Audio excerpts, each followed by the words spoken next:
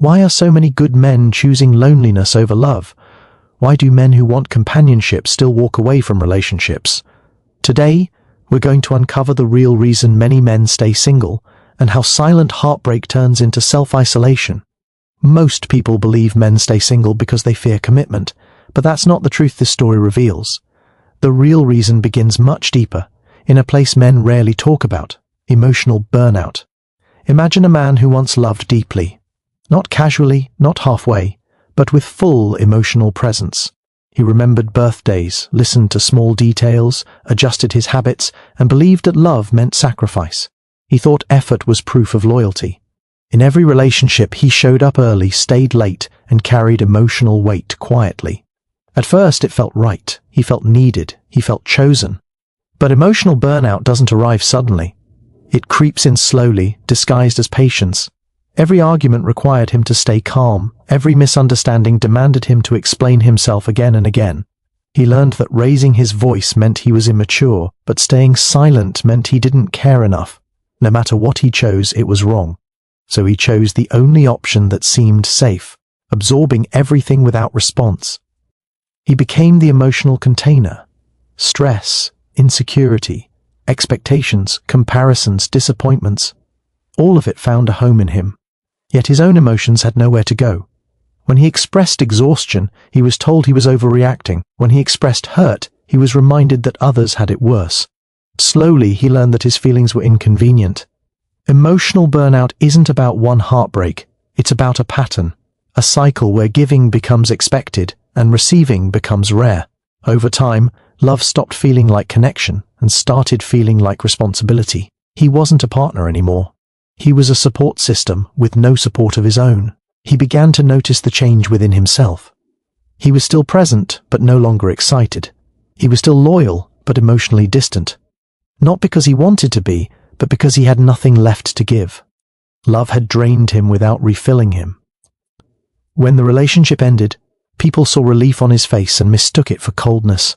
They didn't see the nights he lay awake replaying conversations, wondering where he failed. They didn't see how he questioned his worth, or how he promised himself he would never let love consume him like that again. So when the opportunity for a new relationship appeared, he hesitated, not because he didn't want intimacy, but because he remembered the cost. He remembered how being emotionally available meant being emotionally exhausted. He remembered how love required him to be endlessly understanding, endlessly forgiving, endlessly strong. Staying single felt different, quiet, predictable, safe. There were no emotional demands waiting at the end of the day, no unspoken expectations, no fear that expressing exhaustion would be used against him later. For the first time in a long time, his emotions belonged to him. This is emotional burnout, when love feels like labor, when care feels like obligation, when connection feels like depletion. Men who experience this don't announce it. They don't post about it. They simply withdraw. They stop chasing relationships not because they hate love, but because love taught them that giving everything doesn't guarantee being valued. They stay single because emotional peace becomes more attractive than emotional intensity, because solitude doesn't ask them to explain their pain, because being alone doesn't punish them for being tired. This is why many men stay single, not out of bitterness, not out of fear, but because they are still recovering from the version of themselves that gave too much, spoke too little, and learned too late that love without balance leads to emotional burnout. There is a quiet fear many men carry into relationships, and it has nothing to do with commitment itself. It is the fear of losing freedom and respect at the same time. Not freedom in the sense of recklessness or avoidance of responsibility, but freedom of identity, choice, and self-respect. This fear is rarely spoken, yet it shapes more decisions than most people realize. In the beginning, relationships feel equal. Two individuals with separate lives choosing to walk together. He has his routines, his ambitions, his friends, his sense of self. He believes love will add to his life, not replace it. At first, compromises feel normal. Small adjustments, small sacrifices, small changes in priorities. That's what partnership is supposed to be. But over time, those small changes begin to stack up. His time becomes monitored, even if subtly. His hobbies are questioned. His need for solitude is misunderstood. The things that once defined him slowly become negotiable. If he chooses himself, he's labeled selfish. If he prioritizes the relationship, he's praised, temporarily.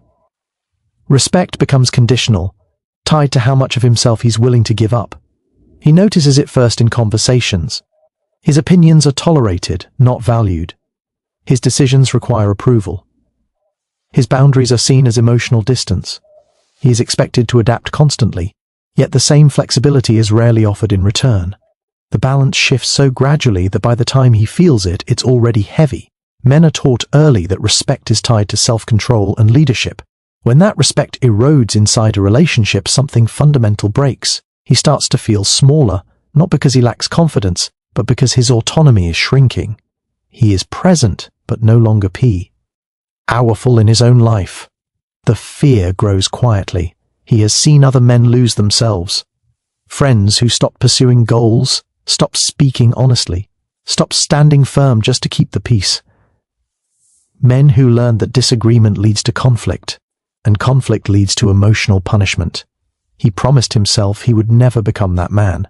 So he becomes cautious. He realizes that freedom doesn't disappear overnight. It's traded away piece by piece. A cancelled plan here, a compromised boundary there. Until one day, he looks at his life and barely recognizes it. The relationship didn't cage him, but it slowly rearranged his world until he had no room left for himself. Respect fades in subtle ways. Sarcasm replaces admiration. Appreciation turns into expectation. His efforts are no longer noticed, they're required. The moment he stops overgiving, the dynamic shifts. He's no longer seen as dependable but as distant. The value he brought becomes invisible once it becomes routine. That's when he understands something important. Love without respect is not connection, it's control disguised as care. Staying single begins to feel like protection. When he is alone, his choices are his own. His time belongs to him. His silence is not questioned, and his ambitions are not negotiable. There is no fear of being slowly reshaped into someone he doesn't recognize. This doesn't mean he rejects companionship, it means he refuses to sacrifice his identity for it. He has learned that freedom and respect are not luxuries, they are necessities. Without them, love becomes a place where he must constantly prove his worth while slowly losing himself. Many men stay single because they understand this trade-off too well. They have seen how easily respect fades when freedom is surrendered. They choose solitude not because it is easier, but because it allows them to remain whole, self-directed, and grounded in who they are, without having to negotiate their dignity every day. There is a heavy silence surrounding what men are expected to be in relationships, and most of it is never said out loud. These expectations don't arrive as clear rules or honest conversations. They appear gradually, woven into tone, reactions, and emotional responses. And because they are unspoken, men are blamed for failing to meet standards they were never told existed. From a young age, men are taught what they should represent: strength without complaint, stability without hesitation, confidence without doubt. In relationships, this translates into an invisible role he is expected to perform consistently. He must be emotionally available, but not emotionally overwhelmed. He must lead, but not dominate. He must provide security, but never feel insecure himself. At first, he tries to read between the lines. He learns through trial and error. When he shares too much, the energy shifts. When he shares too little, he's accused of being distant. He begins to adjust, not because he's dishown, but because he's trying to survive emotionally. Each adjustment costs him a little more clarity about who he is allowed to be. Unspoken expectations turn love into a test he never signed up for. He is expected to anticipate needs before they are expressed. He is expected to know what's wrong without being told. When he asks for clarity, it's seen as emotional ignorance. When he guesses wrong, it's seen as lack of effort. The rules change depending on the moment, and he's expected to adapt instantly. This pressure becomes exhausting. He starts measuring every word, every reaction, every silence. Conversations feel less like connection and more like performance. He realizes that peace in the relationship often depends on how well he manages emotions that are not his own. His role becomes emotional regulation rather than mutual understanding. Society reinforces this imbalance. Men are praised for being reliable, consistent, and unshakable, but they are rarely supported when they struggle. When a man admits confusion, he is seen as weak. When he admits emotional fatigue, he is told to toughen up. The message is clear. Your role is to carry weight, not to question it. Over time, this creates emotional isolation even within relationships. He is present, but unseen. Needed, but not understood. He becomes careful with honesty, because honesty has consequences. Saying the wrong thing can turn into days of tension. So he learns to say less, feel quietly, and endure. The most damaging part of unspoken expectations is that they remove choice. He is not asked if he wants to carry these roles, they are assigned automatically. If he fails to meet them, he is judged not as someone learning, but as someone lacking. The relationship becomes less about mutual growth and more about meeting an invisible standard. Eventually, he realizes something uncomfortable. He is loved more for what he provides emotionally than for who he is. His value feels conditional. When he performs well, the relationship flows. When he falters, distance appears. This realization changes how he views love. He begins to associate intimacy with pressure, vulnerability with risk, emotional honesty with consequences. And slowly, the idea of staying single starts to feel lighter. When he is alone, there are no hidden rules, no emotional exams, no shifting expectations. He doesn't have to decode silence or manage moods that refuse to be named. His emotions are allowed to exist without being judged against an invisible checklist. Many men stay single because they are tired of guessing who they're supposed to be. They are tired of carrying expectations that were never discussed, never agreed upon, yet strictly enforced. Staying single becomes a way to step out of a role that never allowed them to be fully human. At some point, after emotional burnout, after the slow loss of freedom and respect, after carrying expectations that were never spoken, something changes inside a man. It is not anger. It is not hatred. It is self-protection. Quiet, deliberate, and often misunderstood. Self-protection doesn't look dramatic. There is no announcement, no confrontation, no final argument. It begins as awareness. He starts noticing patterns he once ignored, how his needs were always postponed, how his silence was convenient to others, how his effort was only visible when it stopped. He connects the dots not out of bitterness, but out of clarity. He remembers how deeply he once trusted, how open he was, how easily he gave access to his inner world, and he remembers what it cost him. Sleepless nights, self-doubt, the slow erosion of confidence. He realizes that vulnerability without safety is not courage, it is exposure. So he builds boundaries. Not walls, but distance. Emotional distance. He listens more than he speaks. He reveals less than before. He stops explaining himself to people who don't listen. This shift is often misread. Others call him cold, detached, unavailable.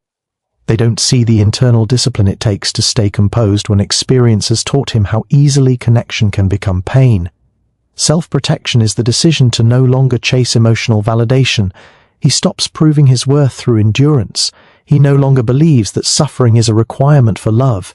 He understands that consistency without reciprocity leads to depletion, and he refuses to repeat that cycle. When new opportunities for connection appear, he evaluates rather than dives in. He watches how people respond to boundaries. He notices whether respect exists without him having to earn it. He pays attention to how conflict is handled, how accountability is shared, how empathy is expressed.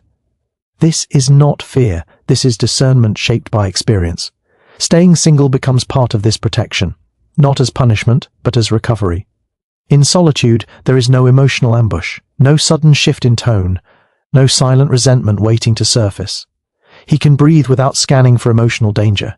He can exist without preparing defenses. There is peace in predictability. There is safety in knowing where he stands. He doesn't have to wonder if his honesty will be used against him later. He doesn't have to dilute his emotions to keep harmony. He doesn't have to trade self-respect for affection. This choice is often misunderstood. People assume he is afraid of intimacy, that he avoids responsibility, that he lacks emotional depth. The truth is the opposite. He understands intimacy too well. He knows how deeply he can feel. He knows how much he can give. and he knows the consequences of giving that depth to the wrong place. Self-protection is maturity born from pain. It is choosing peace over chaos, stability over intensity, clarity over confusion. It is recognizing that being alone is not the same as being lonely. Loneliness is being unseen in a relationship. Solitude is being aligned with oneself. Many men stay single because they are protecting something valuable: their mental health, their emotional stability, their sense of identity. They are not closed off to love, they are selective about where they place their trust. They no longer mistake attention for connection or attachment for safety. Self-protection is not the end of desire, it is the refusal to abandon oneself again. It is the quiet strength of choosing not to bleed when no one intends to heal. This is the part of the story most people never hear. Men who stay single are not broken, bitter, or afraid of love. They are men who paid attention to what love taught them. They learned through exhaustion, through silence, through loss of self, that connection without balance becomes a burden. They discovered that giving endlessly without being understood leads to emotional collapse, not intimacy. Staying single is not rejection of relationships. It is rejection of dynamics that demand sacrifice without safety. It is the result of choosing peace over pressure, clarity over confusion, and self-respect over temporary affection. These men still want connection. They still value companionship. But now they value themselves more. They are no longer willing to earn basic respect, negotiate their identity, or carry expectations that were never spoken. They understand that love should expand a life, not shrink it. And until connection feels safe, mutual, and honest, solitude becomes the place where they heal, grow, and remain whole.